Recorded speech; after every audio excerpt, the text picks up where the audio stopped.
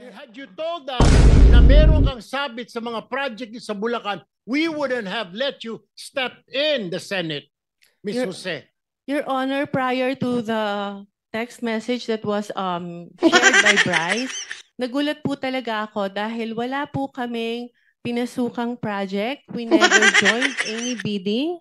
We never Mr. submitted Chair, any documents. hindi nga po Mr. Chair, sinasabi parang lumalabas ang isa ka sa conduit. I-attempt ko po sanang i-present kay Senator Erwin.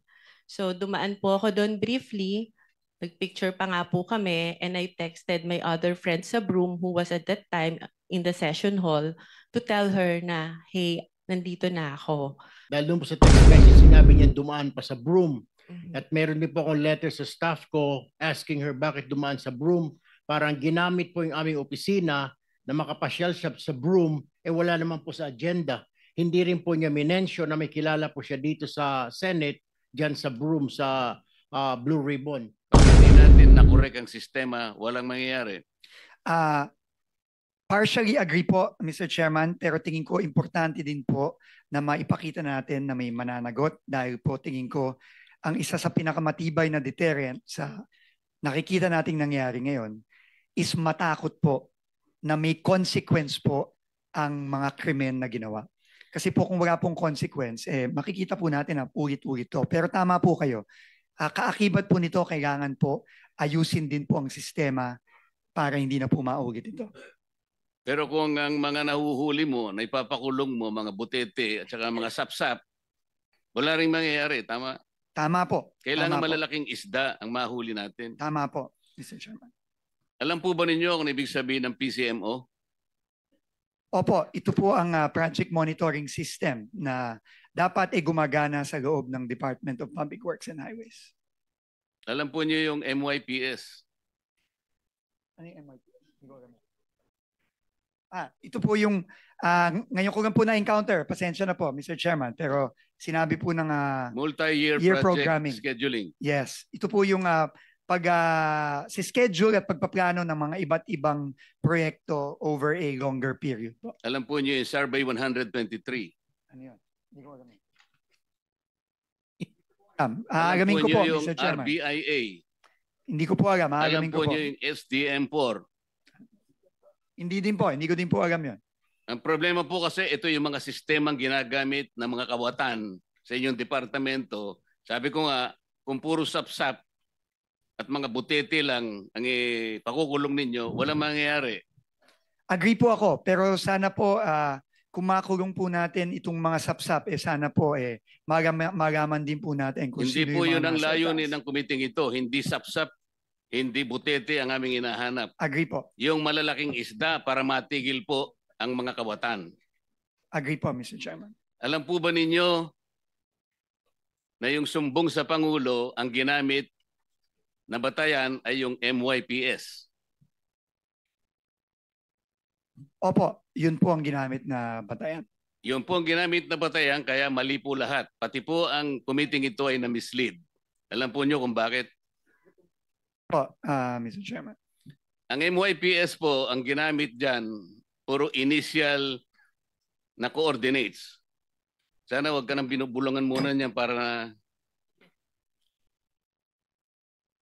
Ako po bilang personal kong pangtulong sa committee ito, ako lamang po nakakita na ng halos 14 na discrepancy sa mga coordinates na ibinigay sa sumbong sa Pangulo.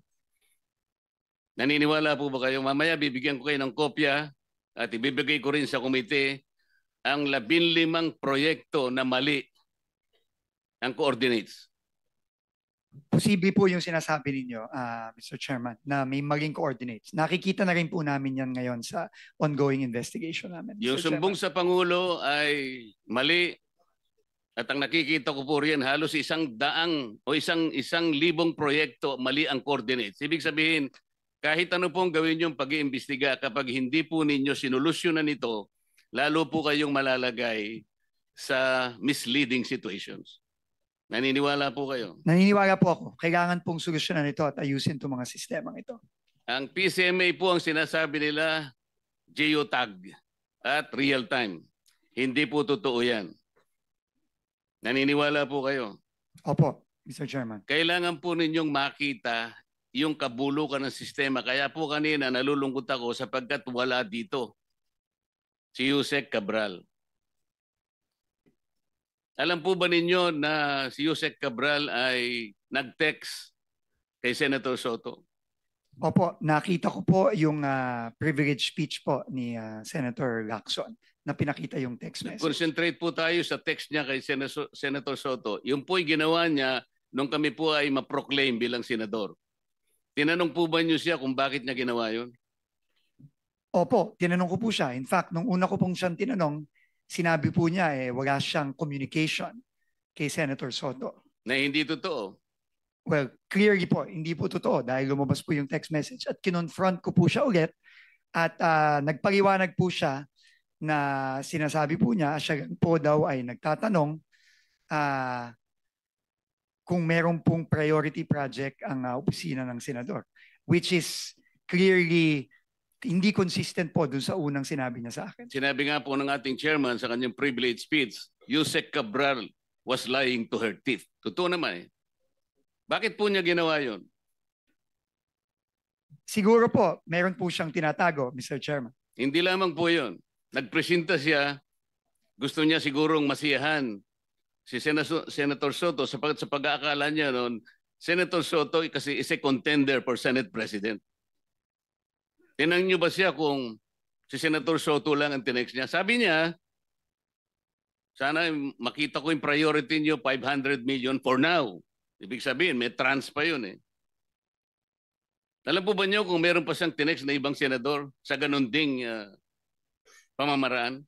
Wala na po siyang sinabi sa akin gano'n, Mr. Chairman. Naniwala Nag-usap naman po kayo kami. na wala na siyang sinabi? Siguro ho, mahirap pong maniwala kung yung una ko Dapat parang sana tanong. po bago niyo inallow siya na mag-resign, ay talagang pinagtatanong. Dito po kasi nakasentro yung sinasabi ko sa inyong talamak at bulok na sistema ng DPWH. Hindi po siya dapat makalampas doon eh. Sayang po. Pero sa mga susunod sanang pagkakataon, kailangan nakaharap siya rito dahil iisa-isahin ko sa kanya para po makita rin ninyo bilang kayo po ay bagong pinuno ng DPWH.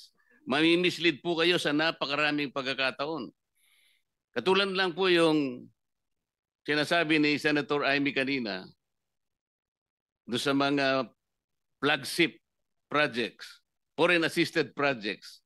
Deliberately po niyang binabawasan yun eh. Nilalagay pa niyo sa convergence. Alam po ba niyo yung mga convergence projects ng DPWH? Opo, Mr. Chairman. Ano-ano po yun? Ito po yung mga proyektong katuwang ng DPWH ang iba't ibang ahensya Katulad po ng ano? ng tourism, ng DOTR, ng agriculture, Katuparan, DOTR, TRIP, DOT, Roll It, DTI, DTI. TICAS, PNP, DND. Opo. Dito po nalalagay. Ano po ibig sabihin ng SSP? Hindi pa ho ako familiar sa SSP. Di rin kayo familiar sa CSSP? Hindi din po. STO? Hindi po. Yun nga po eh. Kailangan, hindi ko po alam ko naman fast learner kayo, pero kailangan magmadali tayo. Napakarami po nitong sistemang ito, dito po sila nagkakanlong. Hanggat hindi po ito yung binusisi natin at ang gusto po natin, ipahuli natin na lahat ng contractors, ipakulong po natin lahat ng 15 contractors, hindi po natin maayos ito. Hanggat Senator hindi Marcoleta, naayos yung kindly sistema. wrap up because you have 5 seconds left. Salamat po, Mr. Chair. Gusto ko po kayong tulungan, no, as an aside, no, sa inyong tanong kanina na gusto niyo malaman kung sino-sino pa yung napadala na o na-operan. Gusto ko pang ilagay sa record, ako po 18 taon naging senador, never po ako na-operan na magsingit sa National Expenditure Program. Taas na po ako dyan na sasabihin ko, wala po ako natatanggap na offer. Ewan ko kung bakit. Ako rin po, bakit hindi po ako nagte-text na gano'n? Nagtataka rin po ako eh. Anyway, Senator Jinggoy Estrada is recognized. Thank you, Mr. Chair. Before I proceed, I would like to ask for a consideration from the chairman, from the Senate President, and from all our colleagues that to give us additional minutes since I was... How many minutes are you I, asking? together with Senator Joel Villanueva, was directly accused by a certain Assistant District Engineer Bryce Hernandez. How many minutes more are you? 10 to 15 minutes more if possible. I leave it to the members. Is there an objection to the request? 10 to 15 minutes more. 10 minutes. Kung may objection, total of 10. Excluding 10 my, minutes. Kung wala excluding pong my opening, objection, excluding my hindi opening na po, statement. isama nyo na yung opening statement. 15 Baka minutes na napakahaba eh. So 10 minutes. You're given 10 minutes Thank with you. the permission of the other members. Thank you, Mr. Chair. Thank you, my colleagues. Magandang umaga po, Mr. Chair, sa ating mga kagalang-galang miyembro ng Blue Ribbon Committee at sa ating mga panawin. Nandito po ako sa pagdinig ngayon ng komite para ipagpatuloy ang aking tungkulin bilang isang mambabatas at upang lumahok sa patuloy na pagdiskubre sa katotohanan sa likod ng malalang anomalya sa public works at infrastructure sa ating bansa. Sa gitna ng investigasyon ito ay ang nasabing anomalya tungkol sa flood control projects at di umano'y partisipasyon o sa buwatan ng DPWH at iba pang mga opisyal na gobyerno, private contractors at miyembro ng Kongreso na isang malawakang pagnanakaw sa kaban ng bayan. Malinaw po na dahil sa ating pagsiwalat sa mga anomalyang ito, sa kasamaang palad tayo ay naging target ng hindi makatarungang atake, kahihiyan at mga bagay na purong kasinungalingan lamang. At ito ay dahil lamang sa mga paratang na isang witness, si former Assistant District Engineer Bryce Erickson Hernandez, na siya rin kilala bilang Marvin Santos de Guzman sa mga kasino kung saan siya nagsugal at naglustay ng pera ng bayan na nagkakahalaga ng daang milyong piso. Ginawa niya lahat na ito habang pinupuno niya ang kanyang sariling bulsa at pinupundahan ang kanyang marayang pamumuhay.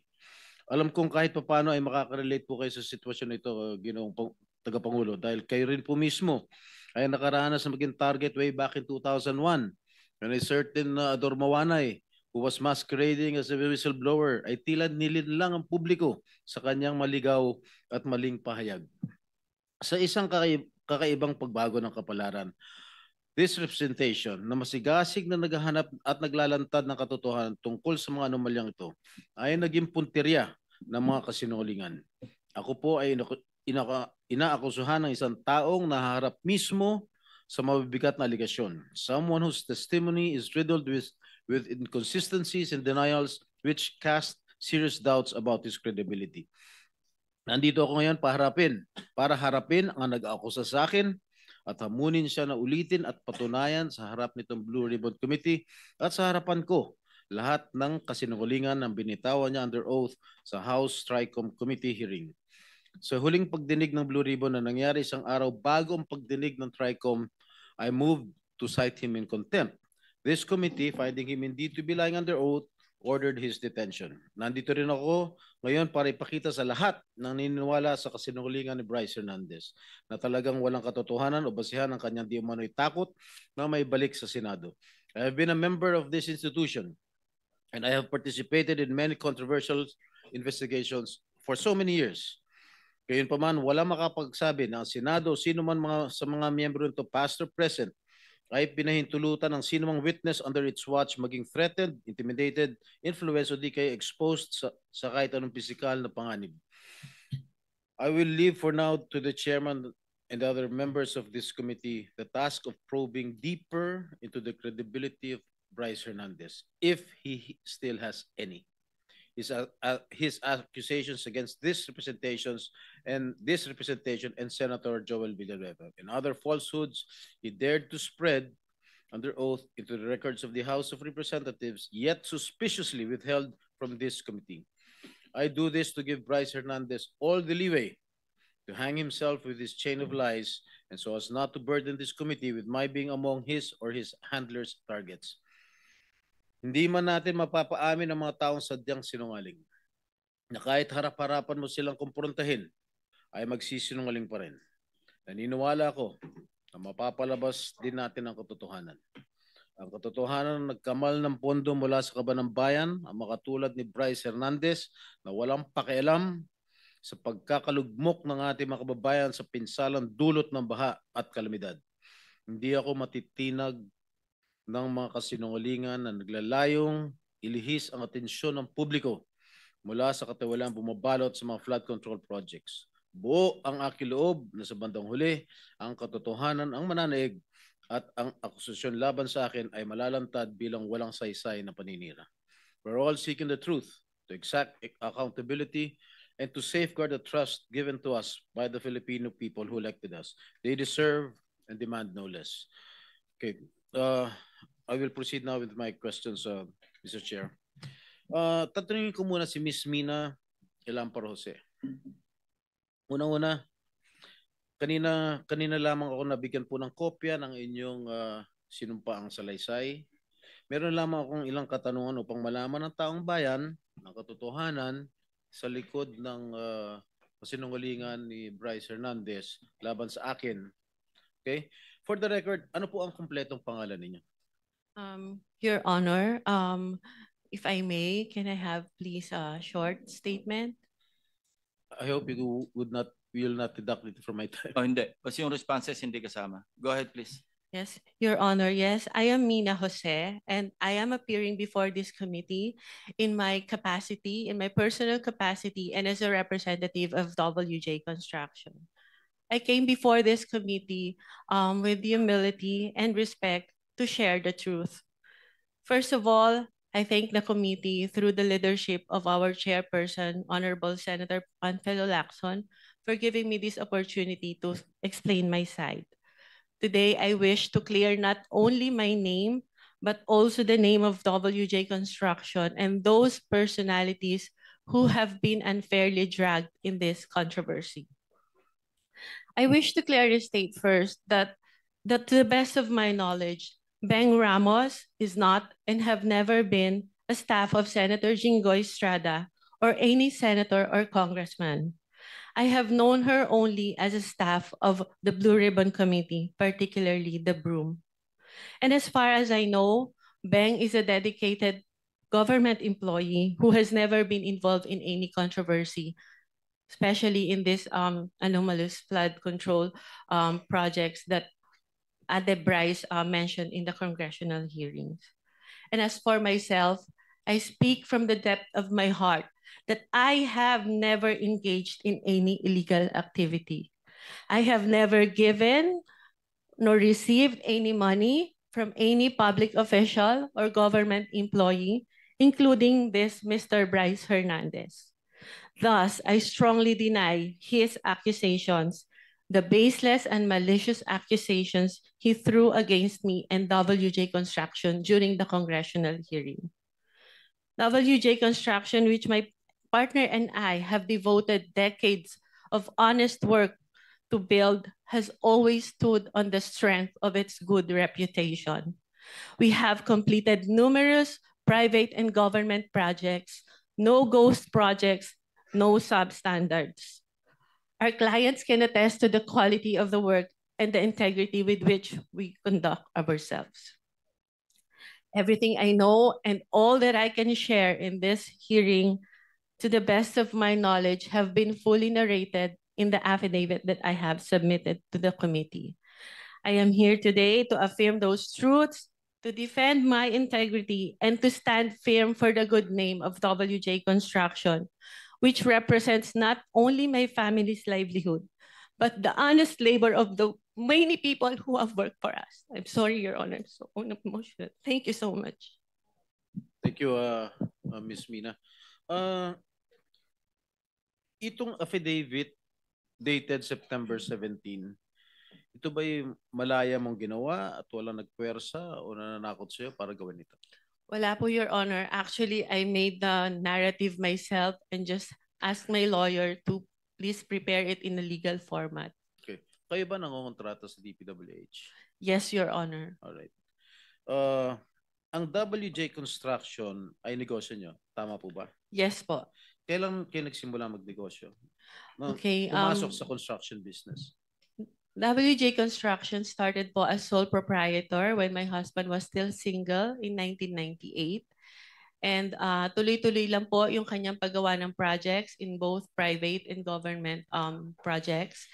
And in 2021 po, it transitioned into a one-person corporation. So, ano yung mga kontratang nakukuha nyo sa DPWH? Meron bang mga flood control projects?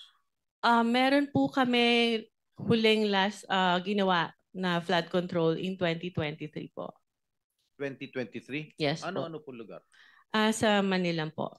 Sa Manila lang. Yes po. Okay. Ilan yung mga flood control projects ninyo? So far yun pa lang po. Isa lang? Yes po. Magkano halaga? 24 million po, Your Alright. Honor. Okay. Sabi po ni Senate President Pro Temp Senator Ping Lacson in one of his interviews mentioned that you were in the Senate premises on August 19. Tama po ba? I was there, Your Honor. You were Yes, here? Your Honor. Yes po, Your Ano Honor. po ginagawa niyo rito? I was invited to do an ocular of the supposed project po na dapat gagawin ko po sa office ng isa pong senator. Sino po?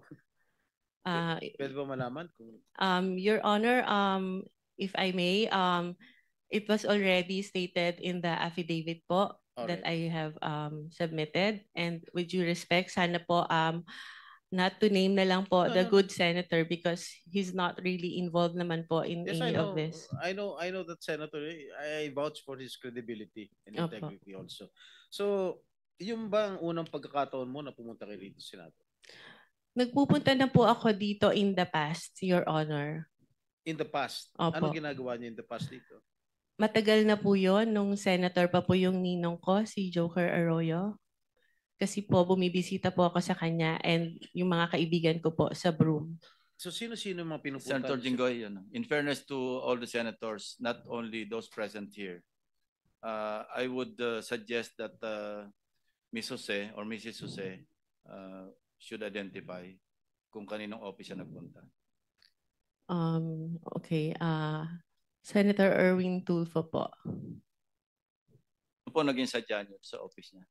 Meron po kasing problem yung terrace ni Senator Erwin na binabaha po siya lalo po pag umuulan. So ako po yung na-refer na contractor nung staff niya na kung pwede po tingnan namin gawa ng solusyon and mag-suggest po kami sa kanya.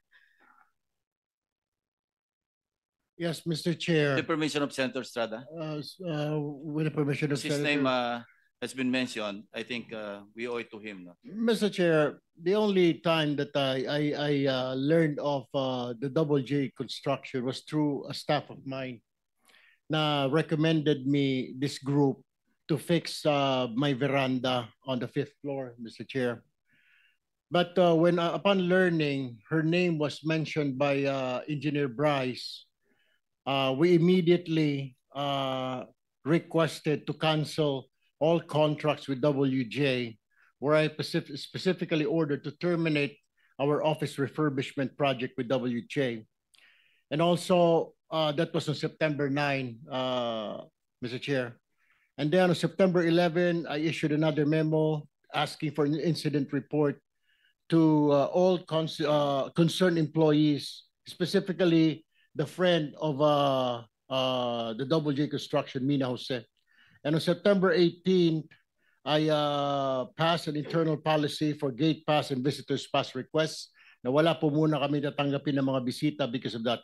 Mr. Chair, this representation is willing to submit all the documents. The memo stated dated September 9, memo September 11, memo on September 18, and of course the drawing submitted by Ms. Mina Jose for the refurbishment of my veranda on the 5th floor.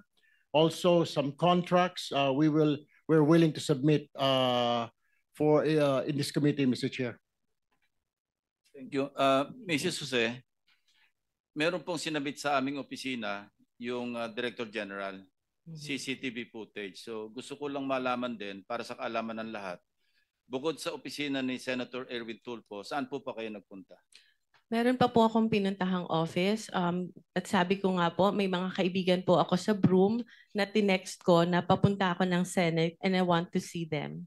Can we flash on the screen yung footage, yung CCTV? Linawin mo yung Broome. Ano yung Broome? It's the Blue Ribbon Oversight Yes, Office hindi Management, alam Your ng Honor. public. Masusundan na lang natin ito, no? Ano, sa 3rd floor na ba ito? Doon muna sa ground floor. August 19. Yeah. August 19, correct. Sige po, habang tinitingnan nyo, kayo na yung magkakwento kung ano yung flow. ng events nung kayo dumalaw dito? Anong Okay, oras? so Saan from kayo the pupunta? lobby po, nagsabi po ako na I have a permit to enter the Senate, and then tinanong po yung pangalan ko, hinanap po nila sa computer, and then nung na-confirm po nila, sabi nila, umakyat ka na sa second floor, dun ka mag-register. So pag akyat po, nakikita nyo po, meron pong separate na bag and body scanner where yung mga guest po dapat mag-pass through muna doon. After po noon, pupunta po sa logbook area, ilalag nyo po yung pangalan nyo, yung phone number nyo, taga saan kayo, and kung saang office kayo pupunta. And hitingnan po kami ng ID to verify kung kami po talaga yung nasa list. And that's what I did, Your Honors. Ito po, yan na yung pumunta kayo sa Broome, di ba? Yes Sige, po. sige, tuloy nyo lang. Yeah, so dahil nga po nakita ko na yung elevator is cramped and dalawa lang po yung para sa mga senators, isa lang po yung sa guests, and natatakot ako na pumasok sa cramped elevator because I don't have my mask, I took the stairs po. And dumaan po ako kay Beng, inuna ko po muna siya dahil sa totoo lang po, nakiusap po ako sa kanyang mag-prepare or mag-print ng sample proposal na i-attempt ko po sanang i-present kay Senator Erwin. So dumaan po ako doon briefly, nagpicture pa nga po kami, and I texted my other friend sa Broome who was at that time in the session hall to tell her na, hey, nandito na ako. So after po noon, umakyat na ako dahil nagagalit na po sa akin yung staff ni Senator, bakit daw po ang tagal ko. Sandali lang daw po si Senator para explain sa akin kung ano yung gusto niyang gawin. So umakyat na po ako sa office ni Senator Erwin Tulfo. Mr. Chair, may I also add that we'll be submitting a screenshot of the text message between my staff and Ms. Mina Jose. Where was she during that time? Dahil doon po sa text message, sinabi niya dumaan pa sa Broome. At meron din po akong letter sa staff ko asking her bakit dumaan sa Broome.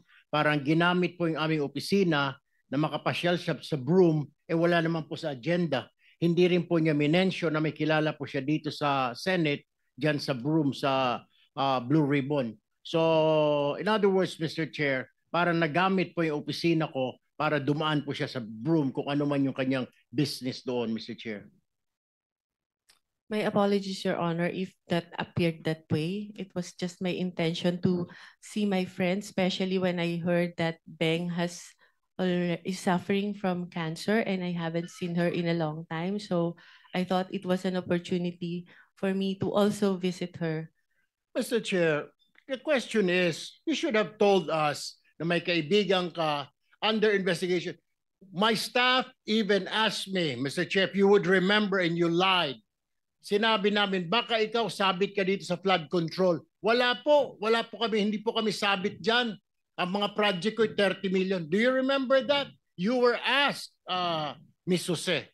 Yes, Your Honor, because I am of honest belief na wala po talaga kami. You were not, bakit nababanggit ang pangalan mo dito ngayon?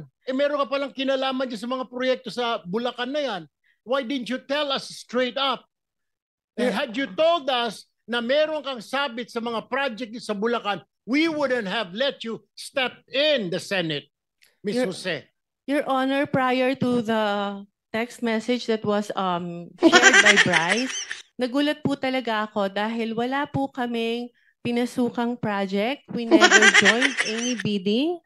We never submitted any documents. Hindi nga po Mr. Chair, sinasabi parang lumalabas isa ka sa conduit, isa ka sa mga sabit na nagdala ng pera, something to that effect. Hindi ko naman sinasabi na kasama ka sa proyekto, pero sabit ka sa problema sa flood control. You should have told us. You should have informed my staff na pumunta ka rito na dadaan po muna ako. How hard is that to say? Pakisabi kay Senator, dadaanan ko muna yung kaibigan ko sa Broome na may sakit na cancer. Why didn't you do that, Ms. Jose, Mr. Chair? Your Honor, I don't think Senator Erwin is privy to the conversation with the staff, Yes, to whom I have mentioned before. Senator Erwin, please, no. I think si Bryce was the one who made that assertion. Yes, Your Honor. Implying that WJ / Beng Ramos magdadala ng obligation. Can you clarify that? Ano yung obligation na sinasabi mo? Yun po yung yung sa proponent po nung project na ibinigay po ni Boss Henry sa kanya. At yung regarding naman po dun sa pagdadala ng obligasyon, meron po akong follow-up na magpapatunay na What exactly did you mean when you said nung ka sa house, yung obligasyon? Ano yung obligation na yon? Pera para po. kanino? Lagay? Ano yung context ng obligation? Pera po siya para sa proponent. Ano yung sabihin? Lagay para sa proponent? Yung advance po. Opo. Advance yung, para yung sa parang proponent? bayad po para dahil nakuha niya yung project na yun. Mrs. Jose? Your Honor, I don't know what he was talking about because the context of that message is about giving him documents for a supposed po dahil hindi natuloy na joint venture. If I may, Your Honor, in my affidavit. Wait for a while. And pag sinabi mong proponent, you were directly linking Senator Jinggoy, hindi ba? As the proponent. Ay, hindi Kasi po. minisyon mo Beng Ramos na sinabi mo, stop siya ni Senator Jinggoy. Yes. So that was the implication.